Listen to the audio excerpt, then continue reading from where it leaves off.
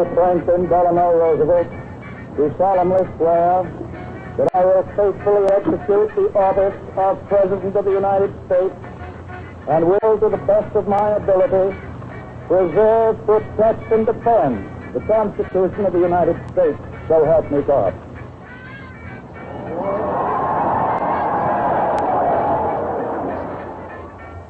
This is a day of national consecration, and I am certain that on this day my fellow Americans expect that on my induction into the presidency, I will address them with a candor and a decision which the present situation of our people impels.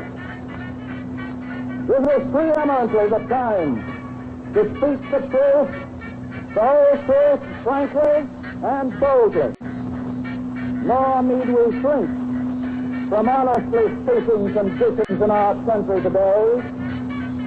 This great nation will endure as it has endured, will revive and will prosper. So first of all, let me assert my firm belief that the only thing we have to fear is fear itself. When President Franklin Delano Roosevelt was inaugurated on March 4th, 1933, the United States was facing the worst depression in its history. 2 million people were homeless, and 25% of Americans were unemployed. 32 out of 48 states had closed their banks. Industrial production had fallen off by more than half since 1929. In his first 100 days in office, Roosevelt passed a record number of bills and enacted innumerable programs designed for relief, recovery, and reform. Just before Roosevelt took office, Congress formally proposed one act of reform that would affect, if not the lives of every American, then certainly the life of every gangster: a repeal of the 18th Amendment. I earnestly hoped, with a host of advocates of temperance, that it would be generally supported by public opinion, that this has not been the result, but rather that drinking generally has increased, that the speakeasy has replaced the saloon, not only unit for unit, but probably twofold, if not threefold, that a vast army of lawbreakers has been recruited and financed on a colossal scale, that many of our best citizens piqued at what they regarded as an infringement of their private rights have openly and unabashed disregarded the 18th Amendment, that as an inevitable result, respect for all law has been greatly lessened, that crime has increased to an unprecedented degree.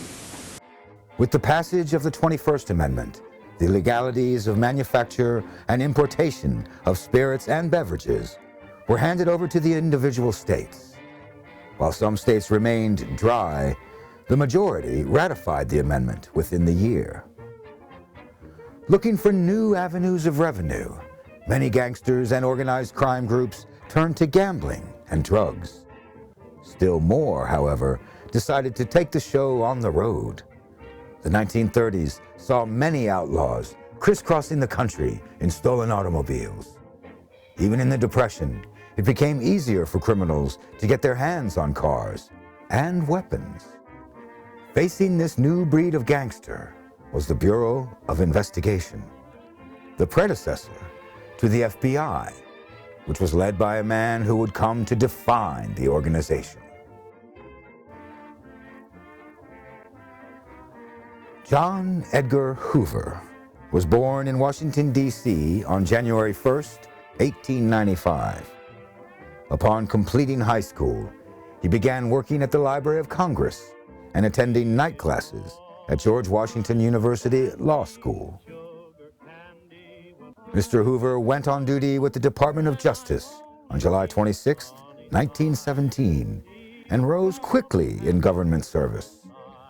He led the department's General Intelligence Division, and in November 1918, he was named assistant to the Attorney General. When the GID was moved in with the Bureau of Investigation in 1921, he was named assistant director of the Bureau of Investigation. On May 10th, 1924, Attorney General Harlan Fiske Stone appointed the 29-year-old Hoover acting director of the Bureau, and by the end of that year, Mr. Hoover was named director. As director, Mr. Hoover put into effect a number of institutional changes to correct criticisms that were made of his predecessor's administration. Director Hoover fired a number of agents whom he considered to be political appointees and/or unqualified to be special agents. He ordered background checks, interviews, and physical testing for new agent applicants, and he revived the earlier Bureau policies of requiring legal or accounting training. As the public grew wary of the Robin Hood-like image of the gangster and began to see their true nature, hundreds of letters poured into Hoover's office, demanding action against organized crime. Just as many looked upon Hoover as an avenging angel, however, as demonstrated by this letter from Special Agent A.R. Baker. You are constantly endeavoring to improve Bureau efficiency and effectiveness through the introduction of new policies and through the friendly spirit of cooperation among fellow employees. This method is bound to prevail against all odds. Baker was right. Hoover went on to revolutionize crime fighting in a career as director that lasted for 48 years. Among his myriad of achievements was the development of the 10 Most Wanted list, which grew out of the Public Enemies list, first coming to light in Chicago in 1930. Atlantic City. Chief Federal Agent J. Edgar Hoover tells the Convention of Police Chiefs who the real public enemies are. Who are they, Mr. Hoover? They are the criminals themselves and their friends and allies who are engaged of their own free will in the business of attempting to make crime pay. In April of that year, the Chicago Crime Commission, a civic watchdog organization that had been formed just prior to the passage of the 18th Amendment to combat organized crime, through its founder and president, Frank J. Lesh, coined the term public enemy in reference to the many well-known gangsters operating in that city and across the country. Gangsters like Al Capone and Dan O'Banion.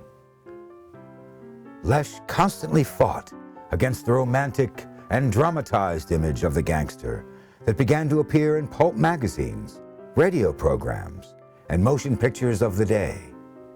He believed that dispelling these positively spun stereotypes was an important step in effective law enforcement. In an effort to turn the public against the criminals, Lesh provided Chicago law enforcement representatives and newspapers with a list of what he called public enemies. Thanks for watching. If you'd like to help us produce more compelling historical content like this, please like, comment below, and share this video with fellow history buffs. And of course, be sure to subscribe to help keep history happening.